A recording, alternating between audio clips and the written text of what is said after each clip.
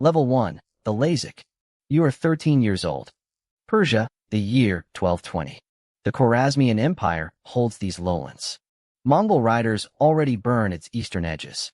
Your family keeps a second faith hidden inside a Sunni village near Kazvin.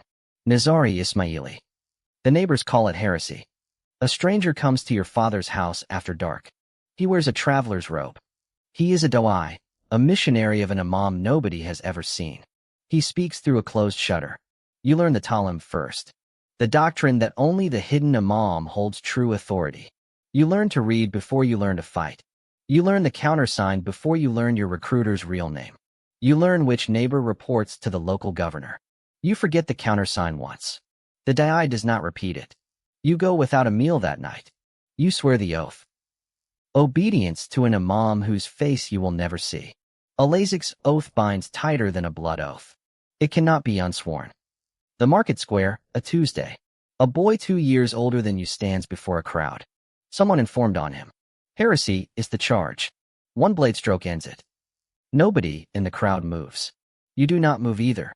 Your father hands you a leather satchel. Bread inside. 1 copper coin. A folded paper, blank, meant for a guide you have not met yet. You walk north for 6 days. The Alborz Mountains rise ahead, still capped in snow. A stranger meets you at a river crossing. He says nothing about where you are going. He tells you one fact only. Nobody who enters ever describes what waits past the gate. You climb.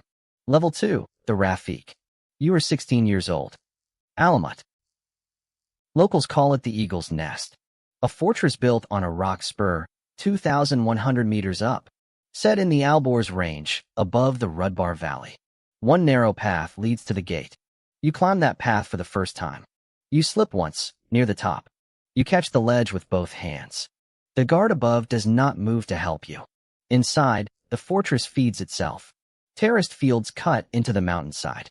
Cisterns cut deep into rock, holding water for a siege that has not come yet.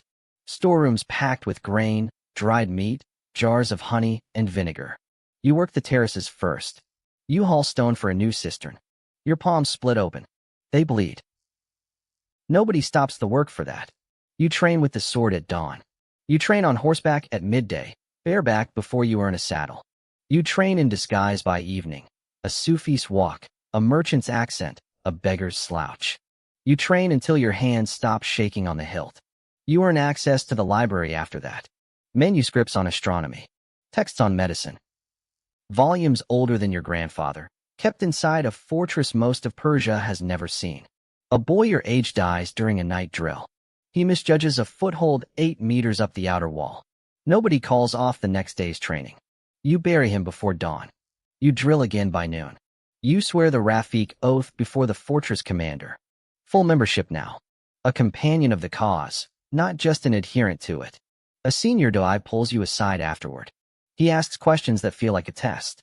He does not say what the test is for. Level 3, the Fida'i. You are 19 years old. Fida'i. The self-sacrificer. Alamut's elders choose no more than 5 Rafiqs each year for this track. You are one of them now. Your trainers tell you the story first. Ramadan, the year 1092. A young Fida'i disguised himself as a wandering dervish. He approached the Seljuk vizier Nizam al-Mulk on the road near Nahavand. The vizier was riding inside his own litter. 1 dagger, driven into the heart. No poison used. No arrow fired from a distance. The order considers both weapons of the weak. You train to disguise your voice. You train to disguise your walk. You train to recite Sunni scripture well enough to fool a Sunni scholar. You train to wait, weeks, sometimes a year, embedded inside a target's household before the signal comes. Your final test is staged, not real. You fail one detail. Your cover story breaks under a trainer's questioning. Real failure here means permanent removal from the Fida'i track. No second attempt. Another trainee in your group fails a different way. He panics during a mock interrogation. He is gone from the fortress by morning. Nobody sees him leave. Nobody speaks his name again. You pass. A trainer hands you your first dagger. Plain steel, forged inside the fortress. No engraving. Nothing that traces back to Alamut. 3 weeks later, your first real assignment arrives. A name. A city. Nothing else written down. Nothing else spoken twice. Level 4, the Fida'i. You are 25 years old. Persia keeps breaking apart. In 1219, the Khwarezmian Shah ordered a Mongol trade caravan slaughtered at Otrar. Genghis Khan's cavalry answered within the year. The Shah is dead now. His empire is rubble. New governors carve up what he left behind. One of them sits 3 days' ride from Alamut. He has sworn to burn every Nizari fortress in the province. You are sent with one other Fida'i. His name does not matter here. He trained beside you at Alamut. He is the only person alive who has seen you fail a drill. He never reported it. You embed inside the governor's court. 2 scribes, freshly hired, fluent in the right dialect, devout in the right mosque. You copy tax ledgers by day. You memorize his prayer schedule. You memorize his guard rotation. You memorize the hour he walks unescorted to the bathhouse. You wait for months. The signal comes on a market day. Public. Daylight. The order has always preferred it this way. The killing scene, the message impossible to miss. Your companion draws the blade. 1 strike, into the throat, in front of 40 witnesses. The guards are on him before the governor's body hits the ground. You are 3 steps away, dressed as a merchant, unremarkable. You could reach him. You do not. The mission required 1 death, not 2. They take him apart in the square. You watch all of it. You do not look away. Looking away draws attention. Attention gets you killed too. You walk out of the city by nightfall. Alone. Alamut does not ask about your companion. A senior Da'i asks only one question. Did you complete the mission? You say yes. He writes something down. He does not tell you what. Level 5, the Da'i. You are 29 years old. They give you Quiston. A fortress smaller than Alamut, further east, closer to the old Khwarezmian roads. Missionary and commander in 1 title now. Da'i. You recruit the way you were recruited. A shuttered window. A doctrine taught before a blade. You watch a 13-year-old memorize the Talon the same way you did 16 years ago. You say nothing about the resemblance. You train new Rafiqs now. You settle blood disputes now. You ration dwindling grain now. You preach doctrine in villages Alamut has never touched. A Rafiq under your command sells your fortress's position to a Seljuk patrol. You learn this from a captured messenger.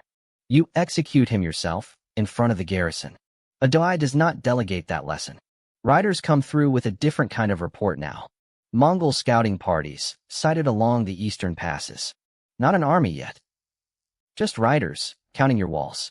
A message arrives from Alamut. Return. Report in person. Something in how it's worded tells you this is not routine. Level 6, the Da'i Kabir. You are 38 years old. Alamut promotes you again. Da'i Kabir now, superior Da'i. A dozen fortresses answer to you across Quiston, not 1. A dozen Da'is send their disputes up through you before they reach the Imam. You order every granary doubled. You order every cistern deepened. You order every fortress stocked for a siege measured in years, not months. Nobody above you has said the word Mongol yet. You meet the Imam for the first time. Ala al-Din Muhammad rules from Alamut in his own name now. Not through a hidden proxy, the way Hasan-i Sabah once did. He asks your read on the eastern passes. You give him a real answer, not a comforting one. Not every Da'i under you agrees on what comes next. Some argue for negotiation, tribute, whatever buys another decade. Others argue the fortresses have never fallen. They never will. You listen to both sides. You commit to neither, out loud. You send Fida'i east to count Mongol riders instead of killing them. A new kind of mission. Intelligence, not blood. A rider reaches you at dawn with the count still incomplete. One of your fortresses is gone. Overrun in a single night. Garrison, families, children, all of it gone. You do not ask for details a second time. Alamut sends word before the month is out. You are Da'i ad-Duat now. Chief Da'i. The highest rank below the Imam himself. Level 7, the Da'i ad-Duat. You are 44 years old. Da'i ad-Duat. Chief Da'i. 1 rank below the Imam himself. Every Da'i in Persia and Syria answers upward through you now. Every dispute, every request for grain, every report on Mongol movement, It reaches Alamut through your hand first. Imam Ala al-Din Muhammad gives you an order in the winter of 1251. Kill Monk Khan.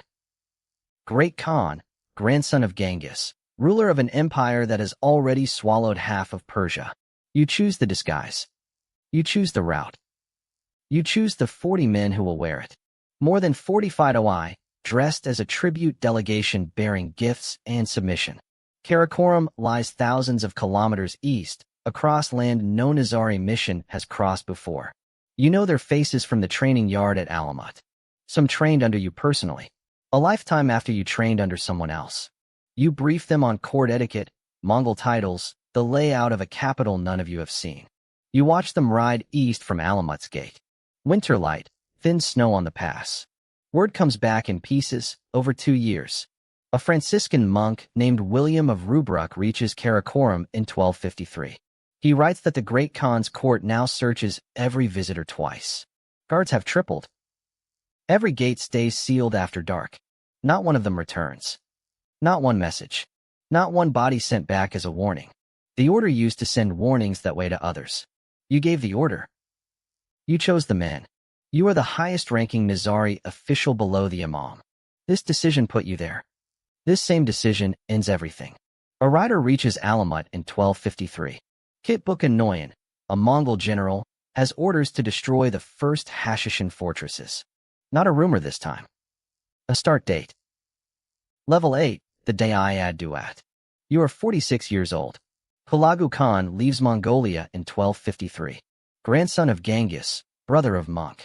His army is the largest ever assembled under the Mongol banner. 1,000 Chinese engineer companies march with him, built for exactly one purpose.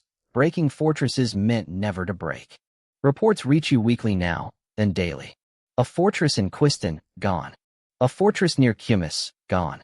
A third fortress, gone before its name reaches you. The Mongols do not need every one of 100 Nizari strongholds. They only need enough to make the rest surrender on their own. Imam Ala al-Din Muhammad dies in 1255. The circumstances stay murky even inside Alamut. Some accounts whisper murder. No one says it above a whisper.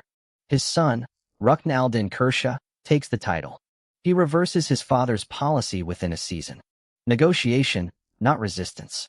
You sit in the council chamber. Dawis argue both sides. Some want every fortress stocked, sealed, ready for a 10-year siege.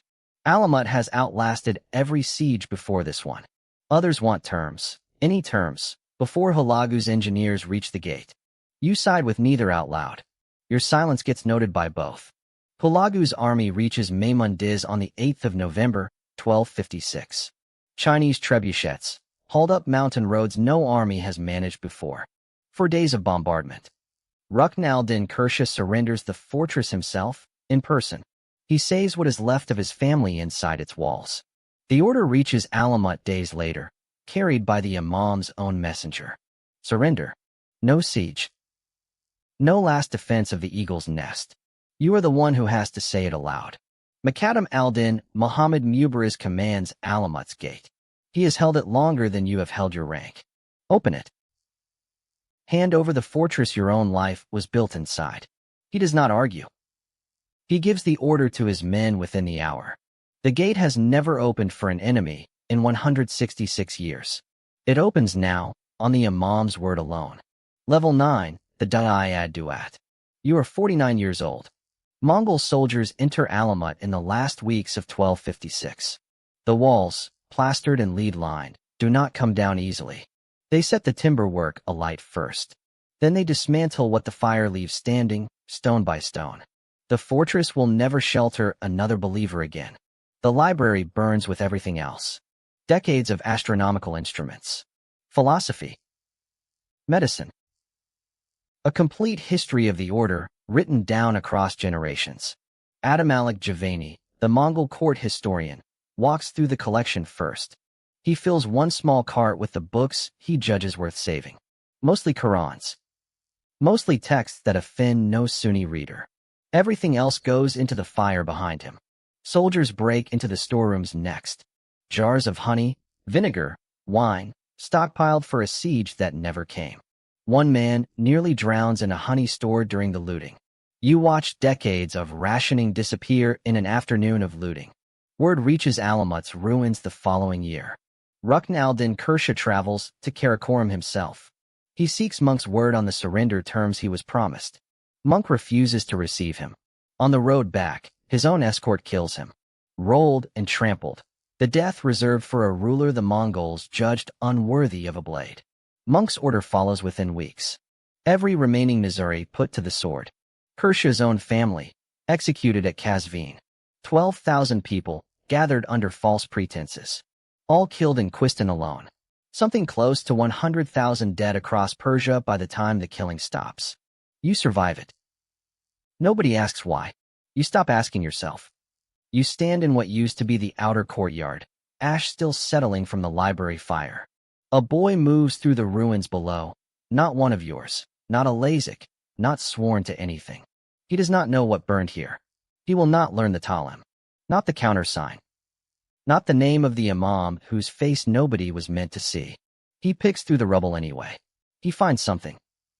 He keeps walking. 19 years from now, survivors retake these same walls for one season. They lose them again after that. Nobody in this courtyard knows it yet. The cycle continues.